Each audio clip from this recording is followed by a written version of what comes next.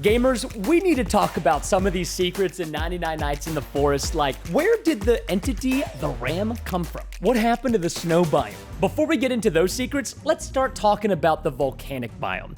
First of all, can we just agree that this place is so unrealistic when you compare it to the snow biome? Even though the snow biome had a giant owl that was trying to kill you and mammoths that haven't existed for a very, very long time, the volcanic biome is very unrealistic. Like, you know what in the scorpion's nests, there's those giant glowing eyes? In fact, they're way bigger than the scorpions. So whose eyes are they exactly? Since we're on the topic of weird things in the volcanic biome, what about the fact that you can literally fish inside of lava? You can catch a lava eel and a lionfish. The point that I'm trying to get at is that the volcanic biome is unlike any place on Earth. It just doesn't exist. But could there be something that is below it? And could that place be where the ram was born or where he came from? Thankfully, I know heaven exists. Can a brother get an amen? Praise Jesus. But you know, down below, there's a place called HE double hockey sticks where we do not want to go. I'm almost positive that this is where the ram came from, which is why he's so freaking terrifying. And that leads me to the next secret about the owl. What happened to him? I feel like we kind of just forgot about him, which is sad. One of the downsides about the volcanic biome is that it totally replaced the snow biome. Why? We could have had both, but no, we only got one or the other. And as soon as the snow biome disappeared, so did the owl. But when you're in game, you can actually still hear him go, woohoo, woohoo. Like his sound effects are still in the game, but his biome is gone and he no longer appears. It's just the deer and, you know, the double HE hockey sticks ram, who, by the way, can actually ram into trees and help you collect wood, but he's still evil, okay? Don't let him fool you. And now, there's a few possibilities I've been thinking about when it comes to where the owl went. The most obvious answer is that it flew away to go somewhere colder because the volcanic area is very hot, and that owl likes the cold. He's got a big old feather coat on. I mean, what do you expect? If you watched our last secrets video, we suggested that the owl is based on this thing called a cryptid, specifically the Owl Man of Cornwall. Some even go as far to say that the owl came from heaven. Now, I don't know if I necessarily believe this, but a lot of times, you know, the owl's wings kind of look like angel wings, and I could see it being maybe a possibility. There's another theory that people say that it's not even a cryptid, but instead it's a Kikiyawan. It's known as like a soul cannibal, which is very opposite from, like, you know, an angel. It devours the prey's souls and then it haunts its dreams for the rest of its life. Just reading that kind of gave me low-key nightmares. But this would kind of make sense because if you think about it, do you remember the Birdwatcher NPC where you could trade feathers in for fuel and eventually you could get a gem of the forest fragment as well? They're saying she disappeared with the owl, or rather, the owl potentially ate her soul. This makes me feel really bad for the Birdwatcher researcher girl if this is true. But the person's opinion that I care about the most is actually yours. Let me know in the comments, what do you think happened to the owl? Now let's dive a little bit deeper into who this ram entity really is. If you're like me, you think that it is obviously an evil creature, considering the fact that you can get this notification that the ram is hungry, even though he just tries to ram you. Like, he's never tried to actually eat us. But it does say that he gets hungry. Maybe that's why he's trying to knock us out, because he doesn't want to eat prey that's alive, but rather once they've been knocked out entirely cold is when he just starts gobbling you up like it's a buffet. And I'll tell you something right now, I do not taste as good as a frozen burrito, not even close. I actually think that the Cultist King created the ram and sealed him away down below, you know, in HE double hockey stick land, and then somehow the ram managed to break free and get out, almost like he was the Cultist King favorite experiment, a prisoner that he just absolutely went crazy on, locking him away for him never to be released until one day he somehow managed to break free. Think about it. The ram and the Cultist King came out in the exact same update. They've got to be somewhat connected in some kind of way. If you've played a lot of the new update, like I have, you've probably done a lot of experiments. The Cultist King, after you defeat him, you can take his body, you can throw it into the lava, you can make a sacrifice, and then get all these really cool items out of him. But if you get the ram down there in the lava, he takes no damage at all from the lava. It's almost like he somehow found the ability, or was created to have the ability, to survive lava while the Cultist King is unable to do that. In fact, All of the cultists, including the cultist king, take damage if you put them in the lava, but the ram does not. Is that why he was sealed away? Because he's low-key too powerful? No matter what you do to the ram, he does not take damage. And trust me, I have tried. Like the deer, he's absolutely invincible. Both of these creatures, I think, were never meant to be released and were somehow sealed away and then found their way back to the forest. This poor forest, man. Now, I think I've tried everything to defeat the ram, but maybe there's something I haven't tried yet, so please tell me if you figured out how to deal damage to the ram. My Instagram, Twitter, and my Discord are all right here. I would appreciate some information if you know how to deal damage to him. And while we're on the subject of things that we kind of feel bad for, like how cursed this forest is, let's talk about how there could be another lost kid that could be coming in a new update. In fact, ever since the first update, people have been theorizing that the reason the cultists want the kids so bad is so they can experiment on them and turn them into the entities like the deer, the ram, and the owl. There's definitely some experimenting going on with those cultists, okay? And if you're thinking, oh, Preston, that's a whole bunch of nonsense, let me show you. This right here, Grandma's favorite games, is who made 99 Nights in the Forest. You can buy the deer hood from the forest. This is literally a hat. Who else wears hats in this game? Oh, how about every single child that we have to save? Kraken Kid, Koala Kid, Dino Kid, Squid Kid. You see where I'm going with this, right?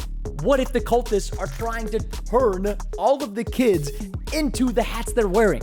Like the squid entity, dino entity, so on and so forth. I think this could actually be like a legitimate secret, and it does low-key kind of terrify me. That would mean at one point in time, there could have been a ram kid, owl kid, and even a deer kid. Enough about them kids. We've been talking about them for far too long. What about the owl and the ram being the same entity?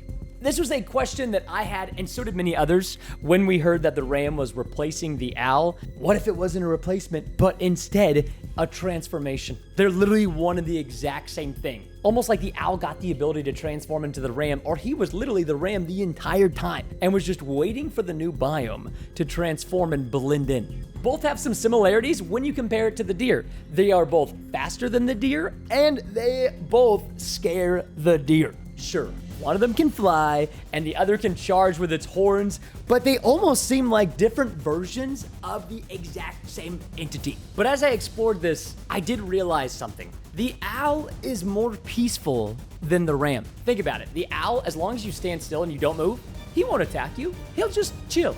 The ram, on the other hand, will not. If you stand still, that ram will still ram you sky high like it is a professional defensive lineman for some kind of American game called football. It is not a fun time, and you will take some brammage. So I guess the real question before we move on to the next secret is, who do you think is more terrifying and more dangerous, the owl or the ram? Personally, I think it's the ram, but that could just be me. Now we're talking about the secret of the volcano. Probably one of the coolest things that's in the new biome by far. But even though I love it, a lot of it does not make any sense. Hear me out. The cultist towers are much more fortified than other biomes. There are cultists even in cages. There's also a furnace for some reason. It seems as though the cultists are more than just fighters. They could be sacrifices. Which makes sense because what is the volcano all about? Well, you throw bodies in there and you make sacrifices, and then you get all these crazy good items. They even give you a badge if you sacrifice 150 cultists and a teammate. This is just another reason why I love this game, man. Every time you make 8 different sacrifices, you can get 3 cultist gems, a forest fragment, or you can get the infernal sword or the infernal crossbow, which, by the way, the infernal sword is lit. Literally, if you have not gotten it, please use it. I love it. And then I noticed that there was a sign on the outside of the volcano. It says, and I quote, "The volcano is hungry." Now, where have we heard that before? Oh, that's right, the notification when it says in game that the deer is hungry tonight. So, could the volcano be an entity just like the deer and the ram, and you literally are just, we're feeding it? And if we keep feeding it, is it going to literally be able to be like born again and turn into an entity that can move around like the ram, the deer, or the owl? Suddenly, I all of a sudden don't want to throw in, any more cultist bodies into this volcano, because if that happens, well, the ram will be the least of our problems. Ever since the launch of 99 Nights. We've been wondering what these cultists are really up to. And well, sometimes the best way to figure out what somebody is up to is to look through their stuff. One thing that everyone notices about the cultists is they love, and I mean love, their cultist gems almost as much as I love ranch dressing. I mean, I literally put that on French fries, tater tots, and pizza. Do not knock it till you try it, folks. It's amazing. One thing I didn't know until today is that after day 100, they start dropping gems of the forest. And that would be quite helpful for a lot of the things you can make when you have a level 5 crafting table. You can use the gems of the forest fragments to literally make a temporal accelerometer. That's a fancy word that I probably didn't even pronounce correctly for a time travel device.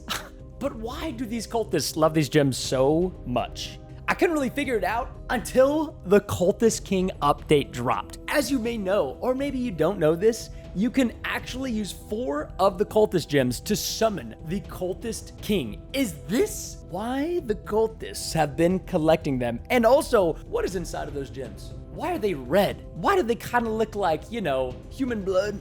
Maybe some human souls? Something crazy like that. But what if this is just the beginning of what the cultists are using their gems for? Starting off with the Cultist King. You know, you need 4 of them to summon him. Kind of a big deal. But what if there's going to be future updates where the gems are being used by these cultists to literally bring in other types of crazy cultist kings or overlords, and this is literally just the beginning. I'm telling you, man, we gotta low-key be watching out for these cultists. They are cooking something. And why are they always smiling? That's a creepy smile. I don't like that. I know that they are up to something that's even more deadly than just this ritual of summoning the Cultist King, and that's why they love their cultist gems. Putting the gems aside for a second, let's talk about the King's Mace. That's right. You know that big old shiny gold mace the Cultist King has? You can actually get it as a drop if you're lucky enough. I was not lucky enough to get it, unfortunately. So if you got it, I'm very happy for you. And also a little jealous. But we're not here to talk about jealousy or luck. No, it's one of the most OP weapons in the entire game. It takes down literally most animals in 1 to 2 hits, and it takes less than 10 hits to take down something as big as the mammoth. Like, outside of the shotgun, there is no other weapon that can do that much damage, especially not one that is melee only. It's like it has some kind of divine power, unlike any of the other melee weapons. And then I was looking at this from Marvel. Yes, that's right. Marvel is in the superheroes.